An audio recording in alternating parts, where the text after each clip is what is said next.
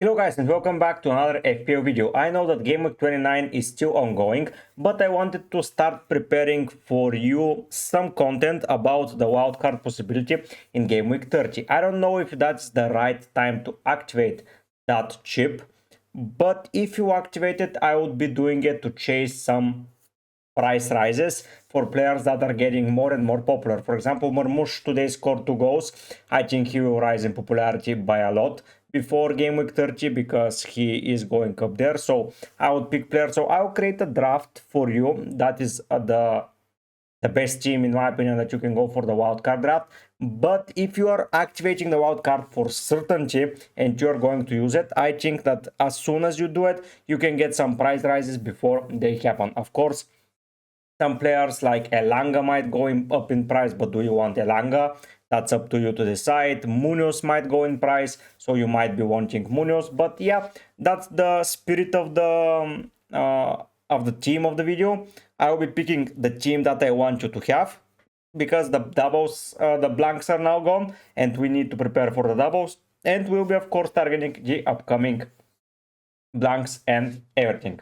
So looking at the fixture difficulty rating, we start with game week 30, and for sure we know one thing, that Crystal Palace and Newcastle will have a double game week.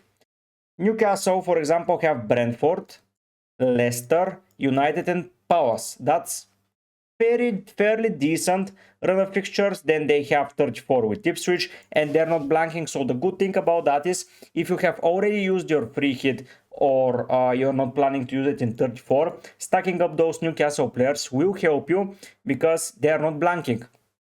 So Newcastle and Palace, even though Palace are facing Brighton who are playing well, City and Newcastle in a sense, I think that their players are very good. We will be relying on that Palace make it through to the semi-finals of the FA Cup, and they may have another double. The issue is that they will have 1, 2, 3, 4 away games compared to only 2 home, so it's a little bit 50-50, but away from home this year they have been pretty good, so I would be quite invested in their team. Also, there is a possibility if Palace go through, I will bet that Arsenal will be going through to having a blank. So preparing with Arsenal players will be something else I do in advance. Then we see some teams like Aston Villa and Manchester City who are going to have a double up, and in 32 we have Aston Villa facing someone like Southampton, so that's a good thing. But Newcastle after that with City, am I going to get a lot of double week players from them? I don't know, but I'll go with City double ups as well in contention. I want to be really careful about the prices because if I want to get the best players in, the budget will going to evaporate pretty quickly. So I have to make some sacrifices. So the teams that we're going to plan to double up, first of all, is Palace and Newcastle because we know we have them covered. So let's start picking players from the respective sides. I think there is one player that should be in everyone's draft, and that is Alexander Isak. In my opinion, this guy has been in a pretty good spell of form. Like if you can see here, he scored so many goals. Yes, he had some blank periods, but now he scored again. He missed this game, blanked here, but he was not up to speed. So I would say that Isak for me is a player that you should be picking on the wild card if you are playing that game seriously, because Brentford at home, Leicester away, United at home, Palace at home. Even if you go there to 34, he has Ipswich at home. So that's done and sorted out. You have the player prepared. Then if you look around the Newcastle squad, let's go and check Newcastle because they have a pretty good fixture run. There are quite some possibilities. You can go for Nick Pope in goal, but he's quite expensive for my liking. I think that picking 15 players that you activate the bench boost for, having a keeper at 4.9 is not going to help you. Going into defense, that there is Dan Burn, there is Tino Livramento, and that's pretty much it. Schär is too expensive and Trippier is too expensive. Those are going to be the 4 players that are going to be their starting defensive line. Burn with Schär, Livramento and Trippier. Botman is in contention, but he is injured and he's expected in the month of May. And the games that they're going to be playing until May will be ending in 34. So I would be not going to get Botman. Taking someone like Burn, he has played 27 fixtures where he didn't play much minutes. So against West Ham he didn't play. On the other side, Livramento played far less games, 22, and he didn't start in plenty of them, but still got no returns. So offense fly wise, I'll be going for Dan Burn. I think that he is cheap, reliable, and you can basically rely on him for the next run of fixtures.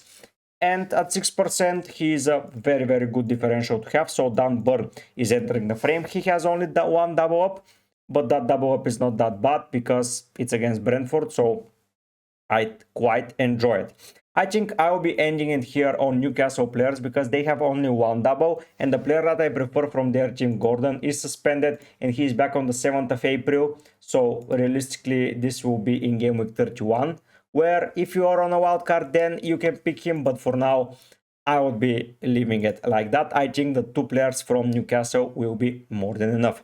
Then we move to a team like Crystal Palace, and I might go with one player for sure, and that player being Mateta. I don't see any other way of doing it.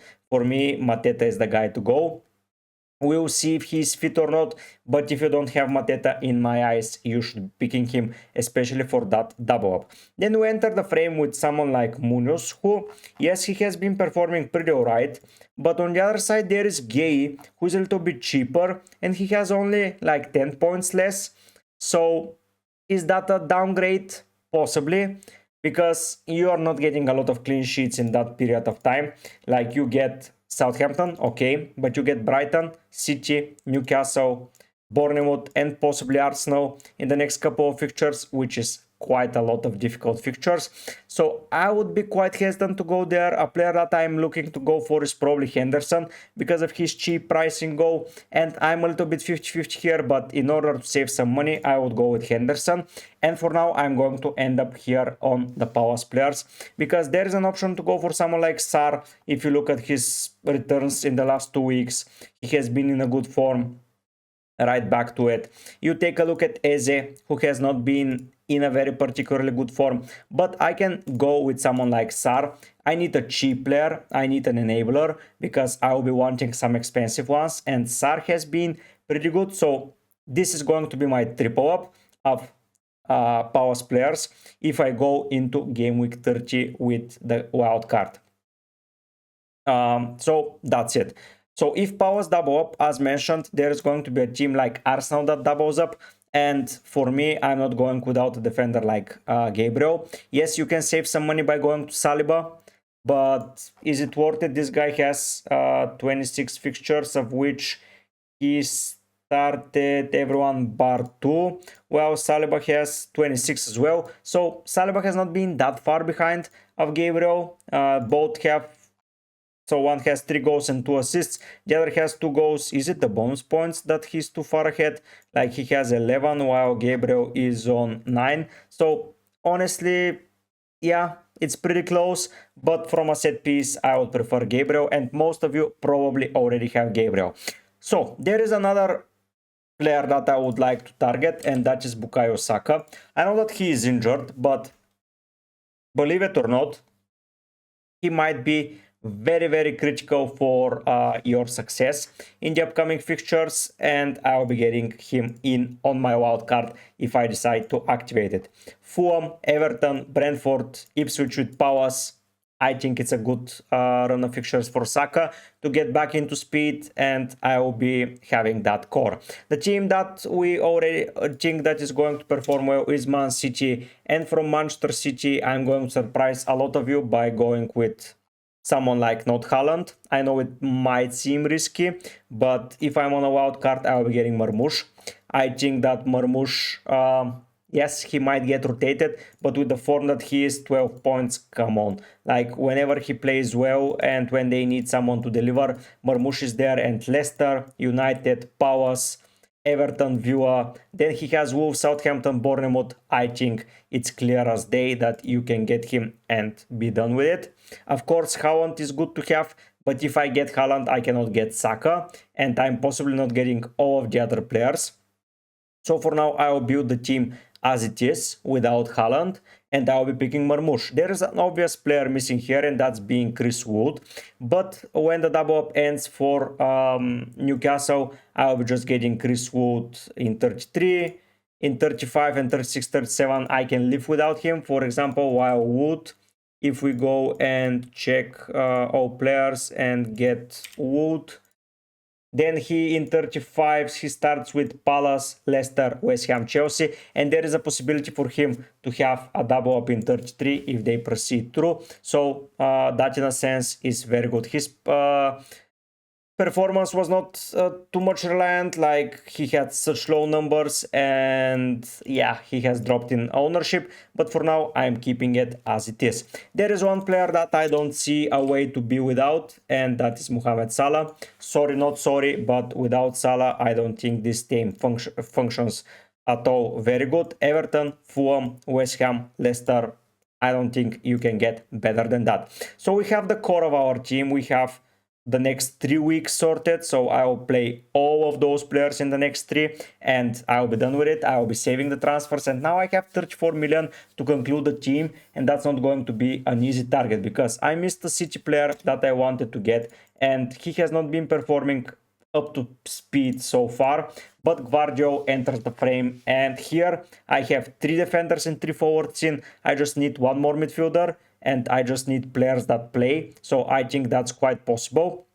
We start in the goalkeeper position, and if you look at the fixtures in 34, there is a team facing Brighton, but there is a team facing Southampton. So if Brighton reaches in the semi-final, it's going to be Areola against Southampton and Brighton, double up on the bench boost.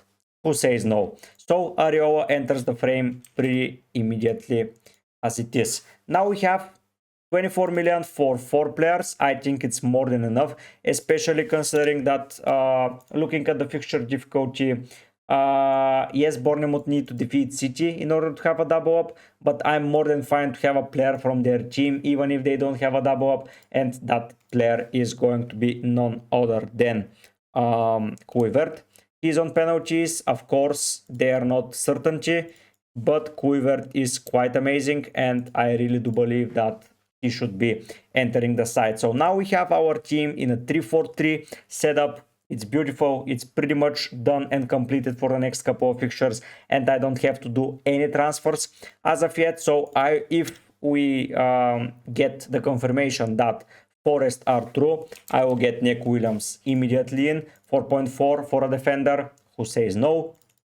Then we have to fill the side with some players that are having good fixtures in 33. So it's Ipswich here. Liverpool have a good fixture, but they're too expensive. United, if Bournemouth go through, yes. Southampton, no. Possibly West Ham, but double up in defense feels a little bit scary. To be fair, 33 is not the most amazing of weeks to target teams. Someone like Bournemouth facing Palace, it's not ideal. Brighton, no. Aston Villa can be an option, especially if you're looking to target 32 also. But in 32, you will be playing Burn, Gvardiol, and Gabriel. So I don't need it for 32. It's quite specifically for 33. We have City against Everton. We have Forest against Spurs. We already got that covered. Newcastle. It's quite difficult to pick the last defender here. But I will be going possibly with let's say a Bournemouth defender. Yeah, let's amuse ourselves, and I don't know if I should be going Zabarny or Huijsen, but for the sake of it I'll go Zabarny as it is. And we now have 9 million to fit in a bench player initially, so someone like Asensio will be doing an okay job in 32, 33 also. I don't know if he plays all of the fixtures. Someone like Rodgers will be playing okay-ish, so I think he starts in all the fixtures. So we have a double up here. So let's go for Rodgers and let's see how the team looks. Now I'm quite far away from reaching Haaland, but honestly, if I sell Marmoush and Saka, I can get Haaland. And I can get someone for 6.7, which is not that hard, to be fair. I can risk it with some players if we order it by price. We go to 6.7, so we have Sterling, Rashford, Eze, Gibbs White. It's not looking very good. Someone like Mitoma is someone that I very much enjoy. Played okayish against City. Grealish, Neto, no. So you're missing an Arsenal asset in attack, but you get Haaland. It's quite the okay trade-off. You still have Gvardio, Gabriel, Mateta, Isaac. Those are the most important. You sell Isaac and you immediately have money to free up some funds elsewhere. So yeah, are we missing someone too obvious in the more expensive ones? If we can get to Gordon or to Bowen, what do I need to do? I need to sell Rodgers, but I need to find someone for 4 million, and that's not for my liking. So yeah, I'll pick someone like Mitoma just to have him for now. And still I have 0.2 in the bank, and I feel pretty content with this team. I can bench players around like in 32. When Rodgers plays this guy has Leicester, so I will play him. Sar has a double up. Kluivert has Fulham. Yeah, Kluivert can be on the bench. Not a big deal. So something of this sort can be set as my wildcard. Of course, if you want someone more expensive like Saka, Marmoush is the guy in, but you can get in 33 pretty comfortably to more expensive players. Like if you sell Isaac, you have 2 transfers and you can get more players, like sell Zabarni for Saliba, for example, and you get 2 Arsenal defenders. If you can get the wing backs like Ben White or something like that, you can do that. Also, it will be all funded by the Isaac selling price point against Villa, and I think you're in a good position. You tell me what you think. Of course, this will all change if the FA Cup fixtures don't go to plan and big teams go out, but genuinely I think Villa and City are for certainty having a blank, and you have to prepare for 33. The others are a little bit iffy, but yeah, I quite enjoy it. This is something of a draft. Of course, as mentioned, if you want to gain some money, you can get Marmoush. In order to gain some money, you can get Munoz in. I think he will rise in price. So if we go and take a look at who is being bought the most this week, it's Munoz and Marmoush and Isaac and Salah. You can get back to price, good price. Sar is a popular move. So you go here and look at those moves. You go to the live FPL .net website and then you look there also, because then you have the info of who is possibly rising up. So I think you have it all sorted out if you're sure that you're activating the wildcard. If you have any doubts, don't click it yet. I don't think it's worth it in my eyes to do it without info to gain some money. But if you are certain you have it and you crushed your team into oblivion, I think that's the move to go. Hopefully you enjoyed this video. It's a bit early to plan for a wildcard, but I had to have some fruit for thought for you, and yeah, hopefully you like it. If you do, don't forget to subscribe to the channel. I'm aiming for 5k. I know that I'm very far away, but if you help me reach it, it would mean the world to me. Thanks so much for being amazing and for being supportive of the channel. More content will be coming your way, FPL and UCL wise, during the break. I'll have to think of some ideas because fixtures will be gone for like 20 days, but still at the end I would be getting as much content as possible out for you, and we will have as much fun as possible. Thanks so much for watching, and I hope to see you soon. But for now, guys, I'll be heading out. Bye.